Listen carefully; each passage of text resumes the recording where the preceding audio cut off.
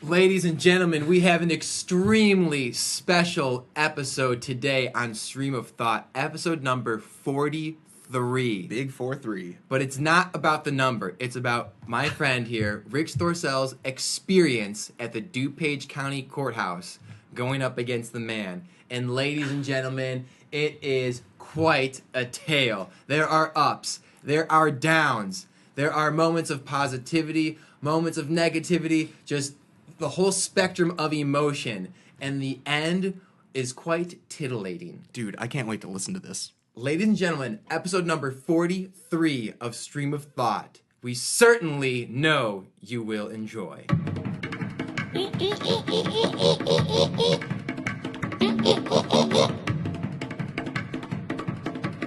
Okay, so tell me what was going through your brain on Sunday evening, going into Monday morning, what was happening Monday morning, and then... Well, I feel like we need a general I know, sense. I was gonna say give us background information. Yeah, this is a process that has been ongoing for 2 years now. So I guess I'll preface it by saying I'm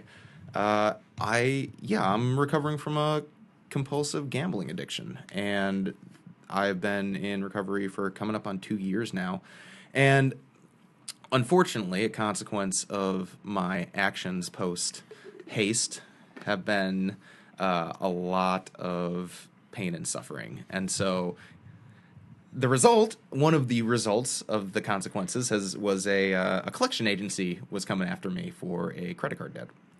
And of course, as the delinquent people in debt often do, they don't respond to creditors, and so eventually they get served a subpoena to show up in court and defend yourself. So when you were issued the subpoena, where were you and what were you doing?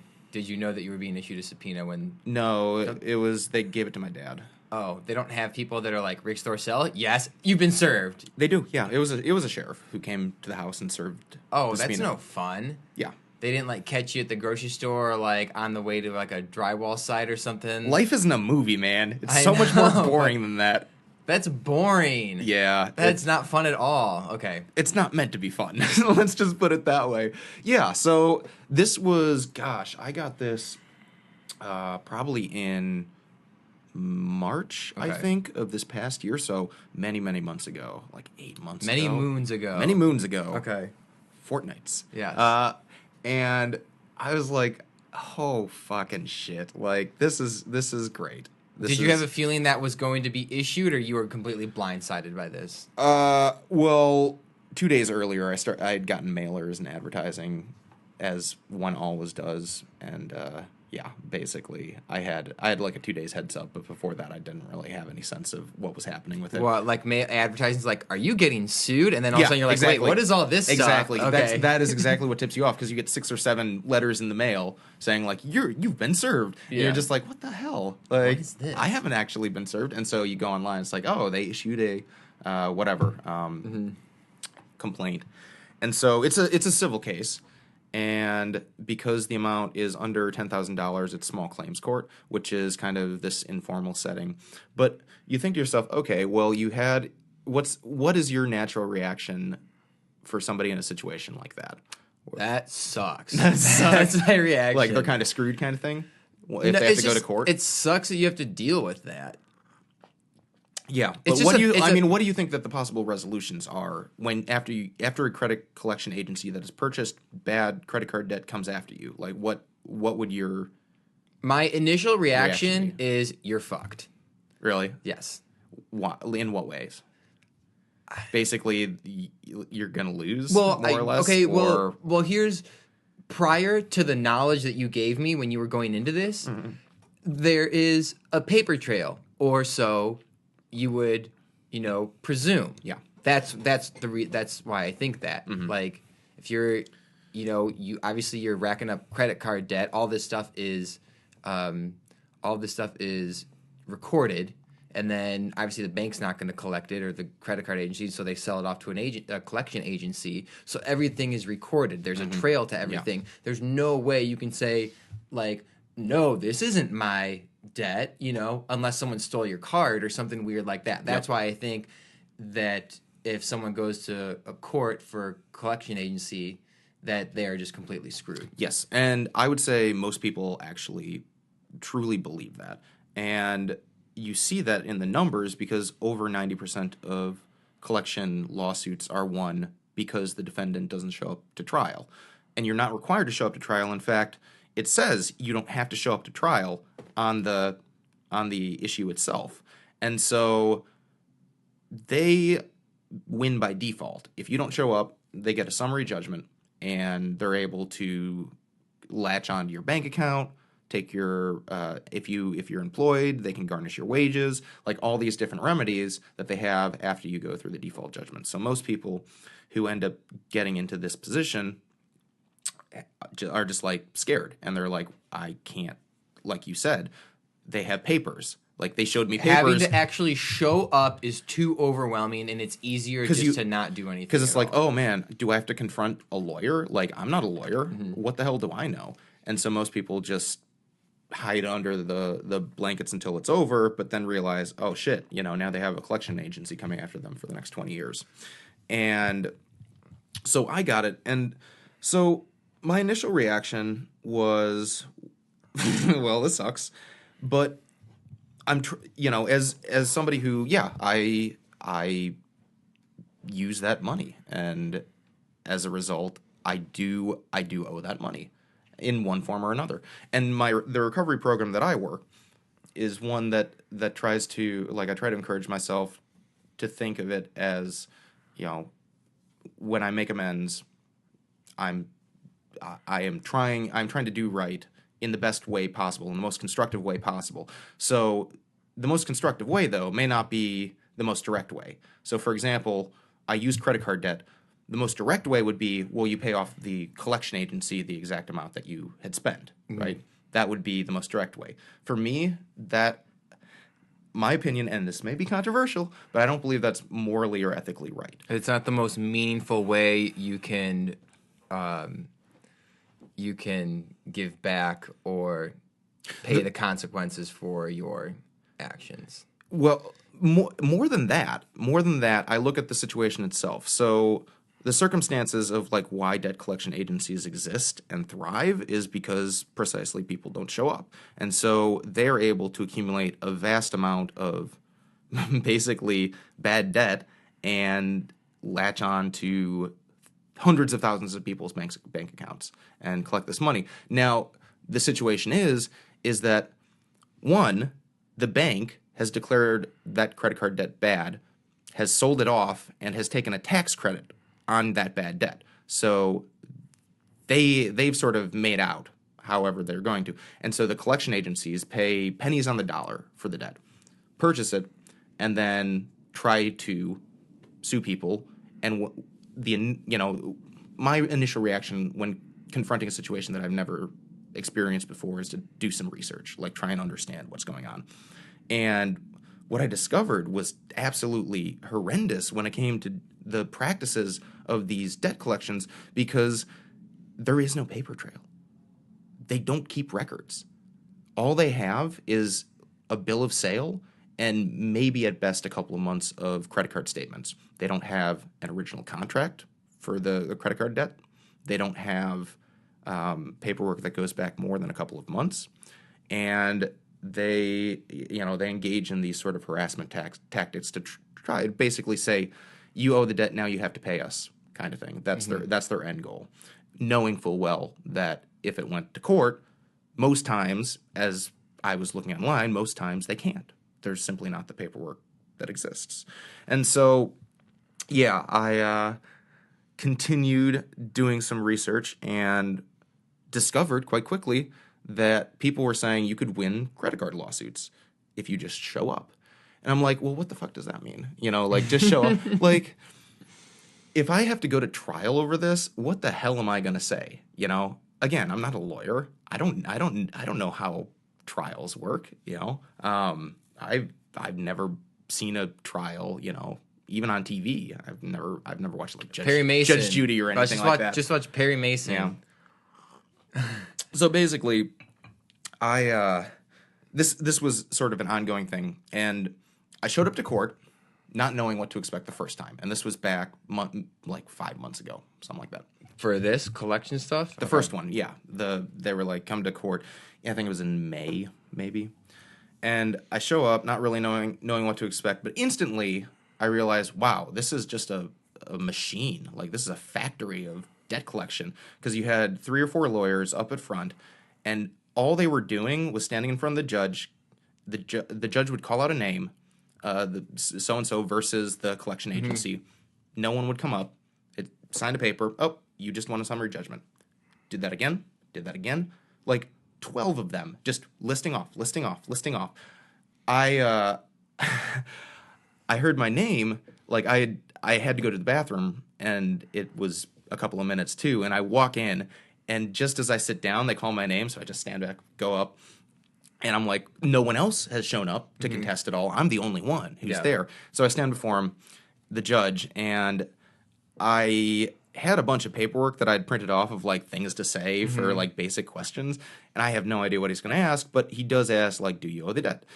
And I was told to say that based off of the information provided, I can neither confirm nor deny these allegations, and so generally and specifically deny them.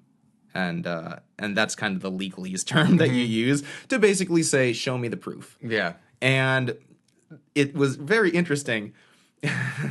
The judge looked at me, and then he winked. And it was like a very subtle wink. It was just like he was like oh, okay. And then it was like maybe he had a twitch or something like that. It's entirely possible, but like maybe maybe he was kind of rooting for you a little bit. Well, he was like, oh, so this person is actually going to challenge a collection agent and their lawyer. Makes their job not so boring anymore, I guess. And so, yeah, I think that that part of it was, and so, but then he's like, so I see you've never been through this situation before, because you've never been through this before, I want to give you an opportunity to settle it out of court, which is the legal term for we don't want to spend the money going to trial because it's fucking expensive. Yeah. And it costs like $400 in court costs for both parties. And so I'm like, okay, well, not being the naive person that I was just like, okay, sure, we'll postpone it. And he's like, okay, so get a good rest, but then on Monday, call the collection agent and try and work something out. I never called. Okay. And so another month and a half passes, and I'm weighing whether or not I should contact them, because when it comes down to it, like, I'm gonna say, like, I need to see more paperwork than They're not a gonna bill give it of to sale. But I did send a request for production, document production. Okay. I did send that to them, and that was like my form of communication. Like, I wasn't gonna talk to them on the phone, but I did send a request for production to, like, say, do you have the paperwork? And basically their response was all this sort of legal bullshit of, like, first, well, it's a small claims court, so technically you can't request any documents, but here it is regardless. And all they did was reattach the monthly billing statements and a couple of other, like, bill of sale documents. I'm just like, what the fuck is this? And then I started reading specifically what the terms were, and basically it came down to the premise of their argument was they were saying they could collect on the debt because the terms and conditions of my contract with my credit card company allowed them to. There was no contract that included terms and conditions. And so for me, I'm asking myself, what authority, like, show me where is the written authority that you have to be able to even sue me? And it wasn't there. And so the next court date comes, and he's like, well, have you reached an agreement? And I said, no. And he's like, all right, well, I guess we'll schedule it for court. Now, understand that someone will win and someone will lose. It could be you. It could be the plaintiff. I'm just going to hear your arguments. I can't help you out in court. Like, do you really want to do this? And I'm like, yeah. Let's play ball. Yeah. Let's play ball. And so they schedule it like 3 months out. And then another intimidation factor is, like, the plaintiff, the attorney for the collection agency, who was also standing up there, again, signing papers the second time around too. Again, I'm the only one who shows up to contest. And I she's like, the only time that the witness is available is November 13th. And I'm like, witness? Like, interesting. What witness could they possibly provide, in this situation? And a lot of times the witness will be someone from the collection agency saying, I can attest to the fact that a transaction occurred, basically. Okay. And so here we go. We got another 3-month waiting period, and these past 3 months, my friend, have been torturous because I, in my head, was preparing for war. This was truly war. Okay, so I've been talking a lot. Let's do it. Let's do a halftime. What is your take up until this point? I want some feedback. Well, I'm just waiting for you to The climax. for the highlights. Mm-hmm. Yeah, the play-by-play. Because for people listening don't know this, but I've for the most part been on the sidelines up until this moment has occurred. So all these day-to-day, these week-to-week, I've heard you talk about this here and there. This ongoing thing. So I'm waiting for for you to walk in and tell me what happens. Okay, here we go. But I do want to add, before you say this, go back and you told me the numbers in the car a few weeks ago. Go back and just let people know what the numbers are in terms of the percentages of people who actually contest, of those people who actually do show up, and you remember how you were telling me the window gets it's a little bit smaller and smaller of people who actually ultimately win. Yes. So you said about 90% of people do not even show up. Correct. Okay, so now there's 10% of people that show up, and now of those people, 50% of them settle before trial. Okay.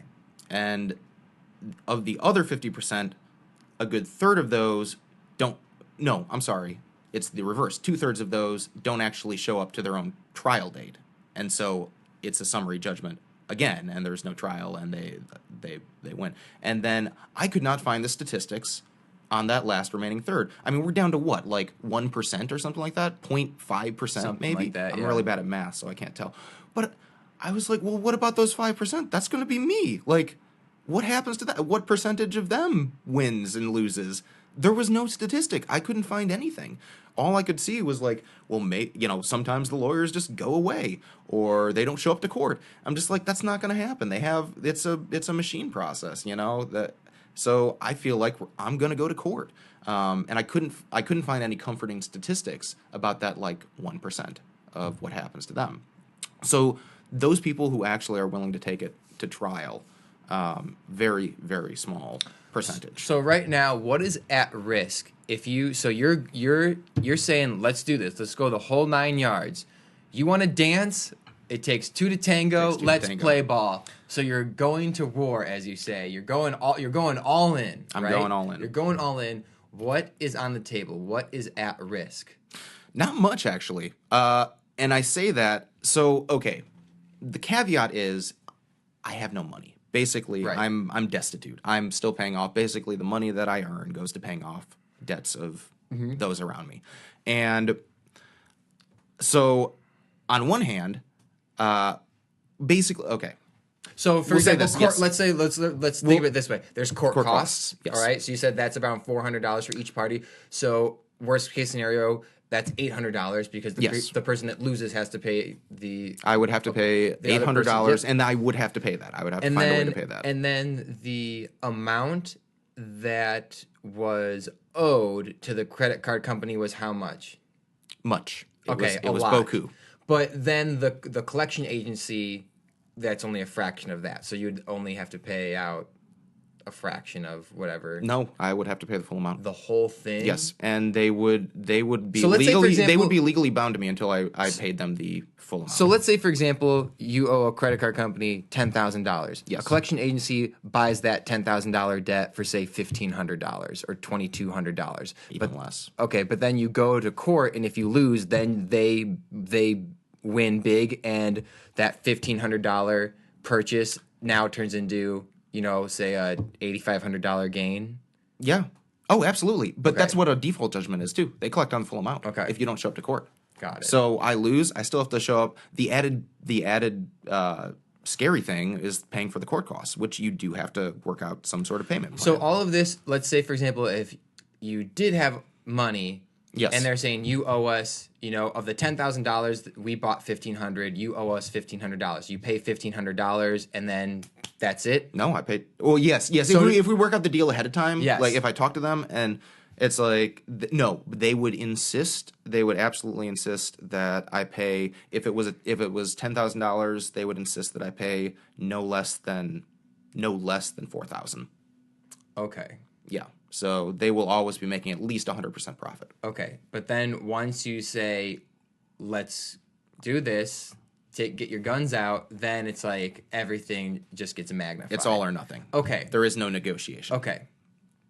So tell me about Sunday night. All right. Because that afternoon, you read me your opening statement and you were, I could tell, a little nervous. And I thought to myself, I can't help him. This is a growing pain. But it was a growing pain. I texted you on Monday just to see how it went. And you were like, I'll tell you about it when we get together for the podcast. So let's go Sunday evening. What are your thoughts going into Monday morning when you wake up, and then bring me into the courtroom? So I definitely should have been more nervous than I was when I was with you. Okay. I think being in your presence reassured me and gave me calm. But I basically spent the rest of the night after we finished taping, and I went back, spent the rest of the night researching, found out some new interesting things that I hadn't caught before, which kind of freaked me the fuck out, because I'm really? I had spent probably a good 40 hours researching this case and all the different caveats in Illinois law, case law, that sort of thing. And so I had just a list of stuff. But then I come across little legalese shit that plaintiffs use that I hadn't discovered before. Mm-hmm. And should they say that in court, I would have had no idea how to respond. So I'm reading this, I'm like, oh my God, are there other things little things that I didn't realize? Oh my God, are they going to say something?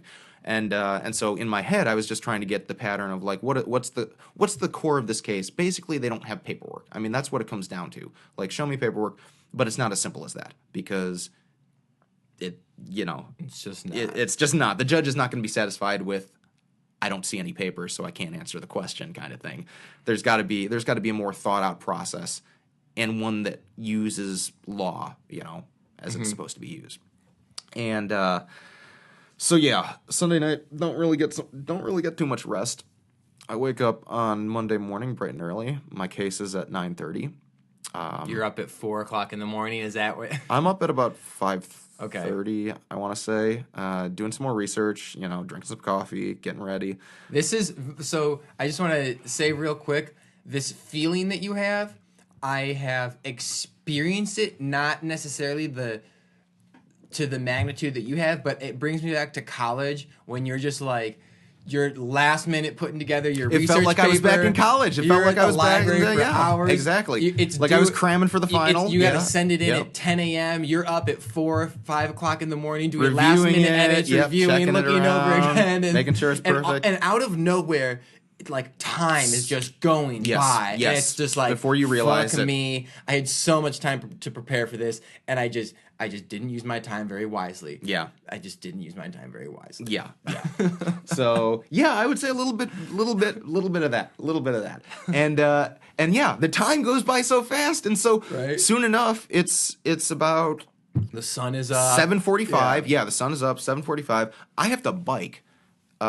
It's to the courthouse. Yeah, to the courthouse in Wheaton. Fuck. I know, man. It's about 6.5 miles or so. According but I do want to say that's good, because if you're like stressed or overwhelmed or nervous, you just get that energy, you just get that physical movement going. It helps relieve some of the stress instead of just like sitting in a car, I was listening to a podcast on my way there, the morning podcast I normally listen to, just zoning out, being like, I will, when I get into the courtroom, I'm going to have a little bit of time, probably 15 to 20 minutes. And then for some reason, it's taking me longer than I thought it would. And I'm like, oh crap. Like, I don't know why it was taking me longer, but I realized, oh, wow, I only have 20 minutes till it begins. I really wanted to get there about, at least 30 minutes ahead of time. And now I remember, like, if anytime you have a job interview and you're running late and you're like, I'm so fucked, I can't believe I didn't, like, leave sooner. Why didn't I? So I'm, like, now thinking of things that I can kind of relate to. yes, dude. But I can't because you're just on this huge plateau of just, like, nervousness nerves and risk and just what is at stake. Yeah, and sort of confronting your past. I mean, Yes. this really was the last hurdle in the life that I left behind 2 years ago. I mean, so this was the culmination of sort of 2 years of pain and a lot of learning and a lot of growing. And it's like, in my phone, I end up putting this down. I'll let you read it. I'm pulling it up right now. That's fine. So This is what I called my court case. When did you put this in? Like 3 or 4 weeks ago. Okay, Yeah. November 13th, 9:30 a.m., Judgment Day. And you know what? Believe it or not, that actually it actually helped calm me down whenever I saw that, because I'm like, it really is, it's the last judgment. Okay. It is the last judgment that could possibly be passed on me. I have served my time. I have paid my debt to society. I continue to pay my debt to those around me. Last hurdle. This was the last confrontation that I had to sort of move beyond, the specter of what was quite a traumatic experience. And on one hand, I'm feeling like it's going to be done in an hour from now. In an hour from now, maybe longer. I mean, I don't know. It could be 3 hours. But I'm going to be walking out of this courtroom, going over by the bushes where I stashed my phone, because you can't bring phones in, Yeah. and you have to pay for a locker. I'm not going to do that. So I stashed it in tall grass. I'm like, in 3 hours from now, I'm going to be walking out, picking up my phone, and it's going to be over. One way or another, it's going to be done. And I'm going to be happy about it because it'll be done. The decision will be made. There's no more anticipation. There's no more fearing the future, and I can move on. It's the final exam. I once, just because you said you stashed your phone, I had to go to the courthouse one time, and I walk up, and I had my phone in my pocket. This is when the Motorola Razr was all the rage, so it's like 2007 or something like that. And I'm like, oh crap, they made me go back to my car to put my phone away. So I go back to my car, I put my phone away, I come back, and as I'm walking up, I remembered I have weed in my pocket. And Oh, damn, really? And there's like an officer there, like with a dog and everything, German Shepherd. And I got nervous because I didn't want to walk away again, because I thought it'd look weird if I walked away to put my phone up, then I walked up, and then I walked back, Yes. like, why is this guy, Yes. So without thinking about it, I just didn't do anything, and nothing happened. And I'm goodness. sitting there, because I had to go. I can't remember. I think I had to pay a ticket or something weird. So it's not like I had to be in a courtroom. But I'm sitting there. I'm like, man, I got weed in my pocket right now. This is so funny. But okay, That's so funny. All So right, you're so running. You're running late. You Yeah. realize it's taking longer than it's supposed to. Let's set the scene. So I'm biking. It's a beautiful morning out, Yeah. crisp, chilly. Jim the mailman, or what was your mailman? Jim Jim the is mailman. delivering mail. Jim's delivering mail. Hey, Jim! It's just another Monday. We're starting our week off. I get to the courthouse. There's a bunch of people around. Obviously, you got your standard cameras for whatever profile case. I think Sandy Pios, who was a state representative, might have had a court case that day as well. But bunch of people moving around. You got a protester off to the side. One protester holding a sign. It's bright out. It's sunny out. The sun is shining. Everyone's sort of. The future looks promising. The future. The future looks promising. It's the start to a Monday, and I park my bike, get off, go inside. I've got maybe 10 minutes before. No, I'm not. 15 minutes before it starts, and the line is like wrapping around. It's a full snake to get into the courthouse. Oh yeah. Because everyone's coming in for jury duty. Right as well. Whenever it is, 9, even when it opens up, 9 or 8:30, 9:15. people are lined up to get in there. Yep. So I'm not too worried because it only takes a couple of minutes to get through. All done. And I'm dressed in my suit, my charcoal gray suit, my red shirt, and my power tie, my red and black power tie. Okay. And go up, walk into the courtroom. Courtroom's actually, for the collection courtroom or small claims or whatever, pretty packed. And I'm there as they're going through the 9 o'clock calls. and you got the people up there reading off the names and all that.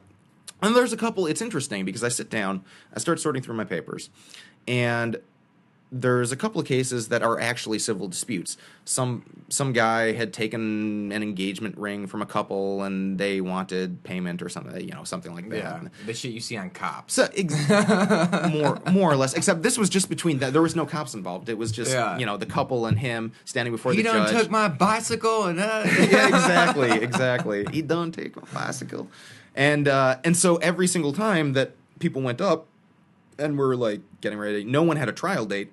And I think I was the only one there who actually had a trial date.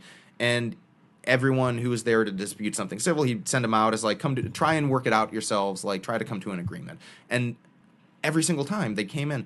And then 2 people before me. Oh, so right before it starts to like, just leave, let's try this one more time before we actually spend time and money Exactly. doing this. Okay. And they come back and they're like, we reached an agreement. Wow. And I'm like, okay, well, that's typical.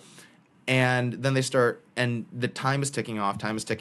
Now it's close to 9:45. So I'm like, any time right now, they could be calling me up.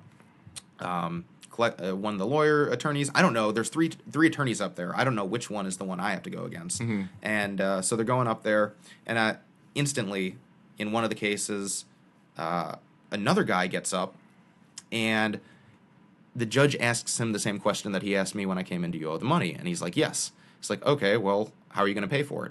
And he lost right there. He had to pay for everything because he admitted guilt right there. Wow. And so he had come trying to be one of those 10%, and without knowing it, without knowing the law, lost before it even started. Not only wasted his day, because he could have just not shown up, and it would have been fine. And so instead, he ends up showing up, saying he owes the money, and he lost right there. Wow. Lost everything. That's like, I imagine you, the image I see if I were you is like a guy walking up and then just like willingly putting himself through the guillotine. Because I saw it, and I'm just like, yeah. I was like, you poor soul. Boom! And his head is off in a second. You poor soul. You poor soul. Oh, my goodness. I was like, my heart hurt for him. Because it was also a large amount that he had to pay for. And he was just like, wait, what? And the look of bewilderment of just like, but I came here to contest this. It's like, but you said you owed the debt. And it's like, there's nothing to contest. You said you owed it. And it's like, that's the end. And so, but I took a day off of work for this. Wow. Yeah, and I'm just like, oh my goodness. But as I'm watching it, the guy who's the attorney, and he's the attorney who I'm going to be facing for the same law company. And I hear that he, like, okay, so just contact this law firm. It's the same law firm that was suing me. And I was like, damn, all right, well, this is a young kid. He doesn't really seem like... Oh, this is a young man that went up. He's like a probably teenager? about my age. Okay. A teenager. I don't know. Really You said kid. The lawyer? Oh, the lawyer. I thought you were talking about the guy that admitted guilt. No. Okay, He was middle-aged or Oh, whatever. okay. No, the lawyer was very, very young, Okay. looking our age. And I'm like trying to psych myself. I'm gonna fucking wipe the floor with this Yeah. kid. Like, and I was expecting, because I read in a lot of these that the lawyers try and take you out and like talk to you beforehand. He didn't do that, and so now it's 10 o'clock, and I'm a 9:30 call, right? And the judge says, "All right, moving on to our 10 o'clock calls," and my name hadn't been called, and I was like, "What the? Wait, I've been here the whole time. Like, did something happen? Like, what the fuck?" Mm-hmm. And so I go up to the sheriff who's behind the desk, and I'm like, he just said the 10 o'clock calls, like, I'm 9:30. Did I miss something? And he looked at me for a second. I was like, oh, no. He'll for cases that are going to trial, he'll go through this stuff that's just like that, and then he'll come back to anything that'll last longer. Okay. So they want to sort of just go through the people Just who aren't filter, there, yeah, obviously. okay. And so finally, it's like 5 or 10 minutes after that, he finally calls me up. And here I got all my papers ready. I got my statement out. And I'm like, my nerves are just on fire right now. And I'm thinking to myself, there's no way that I'm going to be able to get through this opening statement without not just like reading it. Oh, and, that's like, trying to perfectly stumble it fine, through. you know? Well, yeah, but they encourage you to try and be like conversational with the judge while still sticking to your script. So, but I'm thinking to myself, I haven't practiced this enough. I have not. So read you this out feel loud like enough. you have to get through the whole thing. You have to not take your eyes off it. Like you feel like you can't just look at it. Like look if up, I look back, if I up. look away, I could lose my spot Lose your and spot just and fuck everything up. fuck everything up. Got it. Exactly. And just like I didn't prepare enough. I'm like, all right. So, but I walk up. I have the confidence. I'm like, all right, to war. Yeah. Battle flags have been raised. Yeah. I step up before the judge. He's like, oh, hey, I've seen you a couple of times before. Like so are we have the trial date? And it's like, I'm ready. Yeah. He's like, yes, Your Honor. And he's like, all right, so we have blank, blank, blank versus Rick Thorcell. And I'm looking through here, and then suddenly the attorney interrupts the judge, like, not mid-sentence, but, like, at a pause, and says, Your Honor, I'm looking here. Our witness was not able to attend today, and so I would like to motion to dismiss the case without prejudice. What? That was my reaction. I'm like, did I just hear that right? Did the person suing me just say on the trial date that they wanted to dismiss the case? And I think the judge could tell that I was a little stunned, right? Because it was just like, wait, what just happened? And so he looks at me and he says, okay, so at any point in time before the trial starts, and technically the trial hasn't started yet because you haven't had your opening statements, they can dismiss the case if they so choose. And I'm like, okay. And he's like, I'm dismissing it I'm accepting their motion to dismiss without prejudice, which means if they want to, at some point in the future, I think it's a 21-day window, they can refile or something like that. If they want to go through the whole process again, they have to serve me again and do all that again.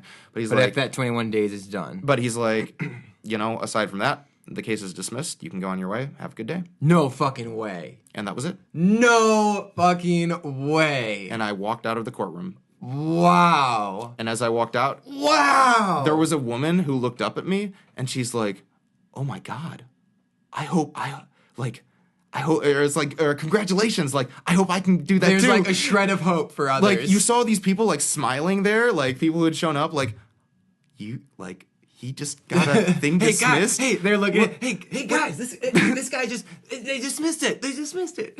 But I'm walking out, I'm just like, what the hell? Just the plaintiff motion to dismiss? And I'm just like, this is so surreal. This is weird. I haven't had any communication with them. They said they were going to have a witness. They didn't have a witness. But like, wow. I mean, wow.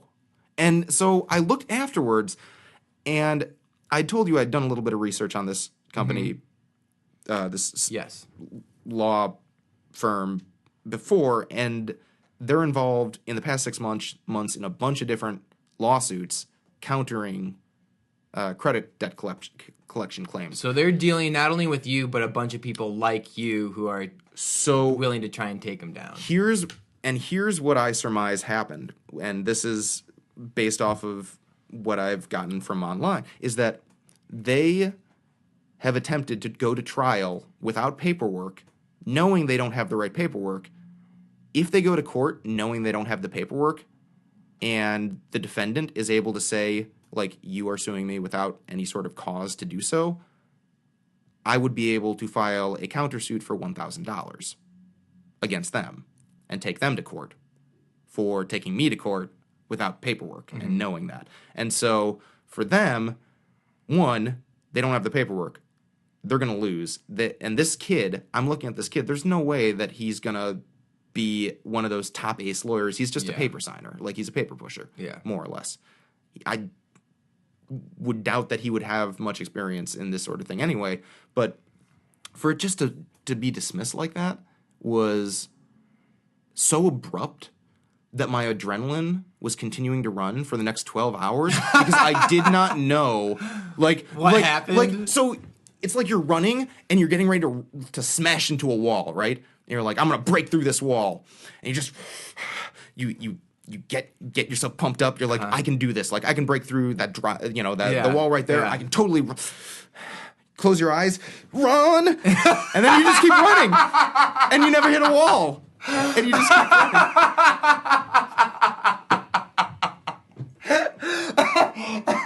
I'm laughing at your animation of you've got your eyes closed, your head down off to the side, run, and you're moving.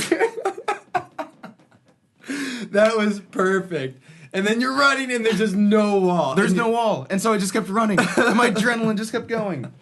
And it took me probably another day for it to like sink in that it was over. Because, I mean, really, that was the last thing that I expected out of this, everything to go down. I mean, I thought there was a greater chance of the lawyer not being there than him offering to dismiss it. So, wow. So that's the end of Tale, man.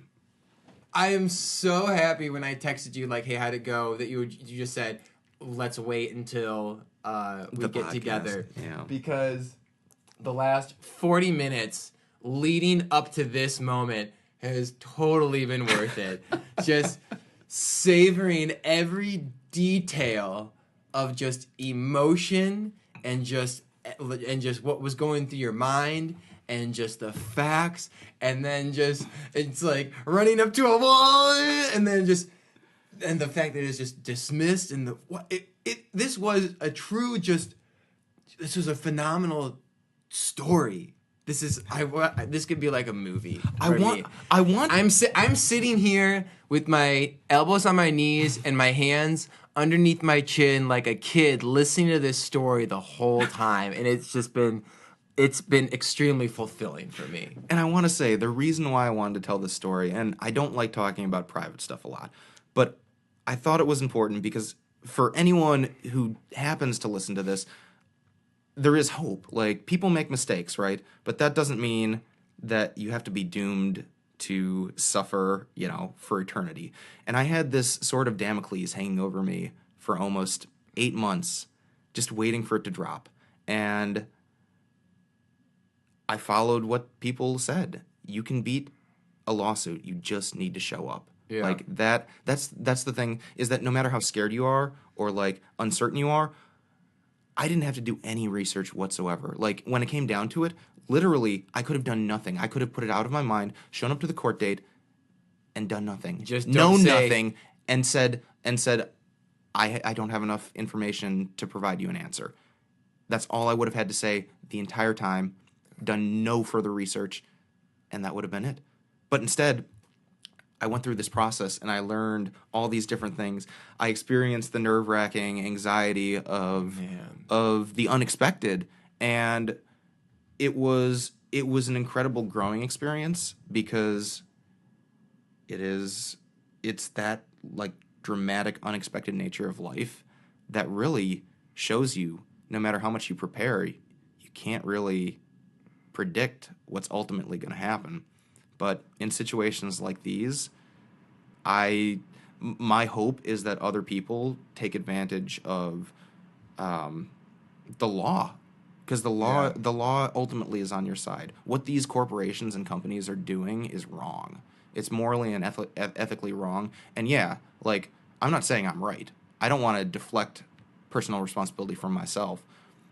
I owe money, and I fully intend to donate that money over the course of whenever I am able to get it. Mm-hmm. I'm keeping track of that amount, and I fully intend to repay that in a positive and constructive way towards society. I'm not going to give it to these demon monsters from hell. Like, they're parasites on this earth. I was happy you said that, because the whole time you were describing the collection agency when we started, I was thinking parasitic like sums it up pretty well in terms of how they're absolute parasites. Yeah. And they thrive because no one challenges them. And all you have to do, and the thing that I didn't believe until I experienced it myself, all you have to do is stand up. It's like, all you have to do is stand up. Oh, man. What a phenomenal episode. Rick Storsell, ladies and gentlemen. All you have to do is stand up. All you have to do is stand up. Wow.